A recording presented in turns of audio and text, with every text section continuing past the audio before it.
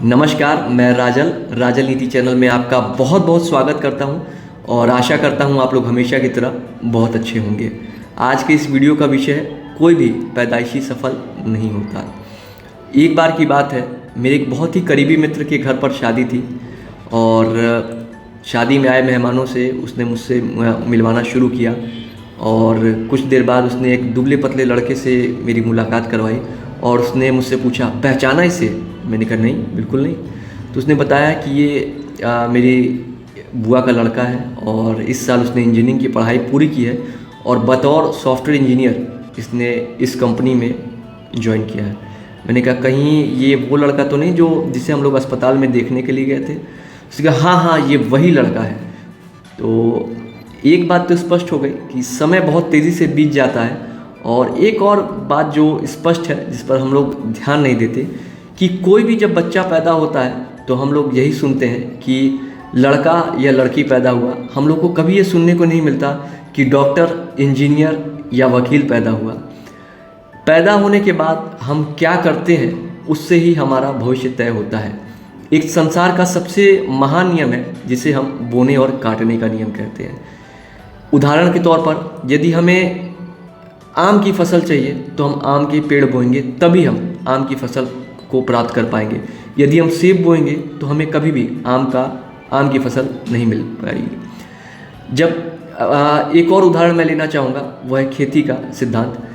जब किसान खेती करता है तो सबसे पहले तो भूमि तैयार करता है और उसमें एक बीज बोता है और उस बीज को बोने के बाद वह नियमित रूप से उसे खाद पानी देता है, नियमित रूप से उसका रखरखाव करता है ताकि और कीड़े मकोड़ों से भी बचाता है। और यह सिर्फ एक दिन नहीं करता बल्कि बहुत लंबे समय तक करता है, जब तक कि उसे उसकी फसल प्राप्त नहीं हो जाती। ऐसे ही हम अपने जीवन में जो प्राप्त करना चाहते हैं उसे भी हमें शुरू करना होता है और लगातार लगे रहना होता है। कई उतार चढ़ाव आते हैं लेकिन फिर भी हम जुटे रहते हैं और अंततः हमें हमारी फसल मिल जाती है। बहुत सारे लोग ये कारण देते हैं कि सामने वाला व्यक्ति भाग्यशाली है इसलिए वो सफल है। देखिए, ऐसे बहुत सारे शोध हैं, बहुत सारे रिसर्च हैं जो हमें बताते हैं कि ज़्यादातर बच्चे एक जैसी बौद्धिक क्षमता के साथ पैदा होते हैं। हाँ, ये हो सकता है कई बार किसी को अवसर ज़्यादा मिल जाते हैं, किसी को कम, लेकिन ऐसे भी महान लोग हैं जिन्हें कम अवसर मिले, फिर भी उन्हें जितने भी अवसर मिले उन्होंने सर्वश्रेष्ठ दोहन किया और आज वे बहुत ज़्यादा सफल हैं। इसलिए बोने और काटने के सिद्धांत को याद रखिए। आप जो भी प्राप्त करना चाहते हैं, जो भी आप परिणाम प्राप्त करना चाहते हैं, उसे प्राप्त करने के लिए आपको कौन कौन से कारणों को उत्पन्न करना होगा जिस वजह से आपको परिणाम मिले, इस पर भी गौर करें।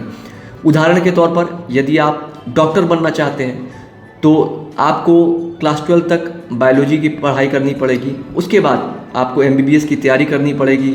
जब आपका सिलेक्शन होगा तो आप MBBS की पढ़ाई पूरी करेंगे, 4-5 साल का समय लगाएंगे और अंततः आप डॉक्टर बन जाएंगे।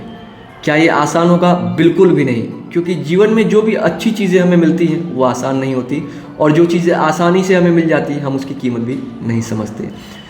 ऐसे ही अगर आप इंजीनियर बनना चाहते हैं तो आपको इंजीनियर कैसे बनते हैं उसके लिए आपको क्लास 12 तक की मैथ्स तक की पढ़ाई करनी पड़ेगी। उसके बाद इंजीनियरिंग की डिग्री लेनी पड़ेगी। उसके बाद बतौर इंजीनियर आप काम करें।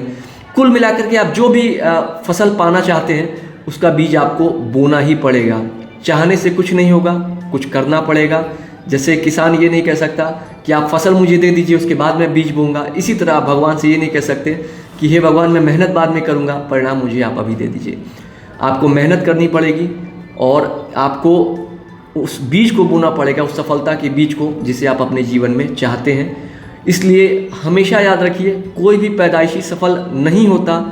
बच्चा लड़का या लड़की के रूप में ही जन्म लेता है, लेकिन उसके बाद वो क्या करता है, कौन कौन से बीज बोता है, कैसे उसका रखरखाव करता है ताकि उसे उसकी मनचाही फसल प्राप्त हो सके।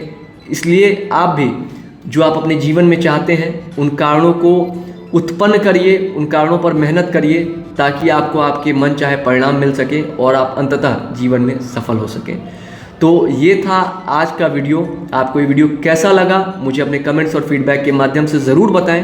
यदि आपको लगता है इस वीडियो से किसी और को भी सहायता मिल सकती है, कोई और भी लाभान्वित हो सकता है, तो इस वीडियो को शेयर करें ताकि हम एक बेहतर और सकारात्मक संसार का निर्माण कर सकें।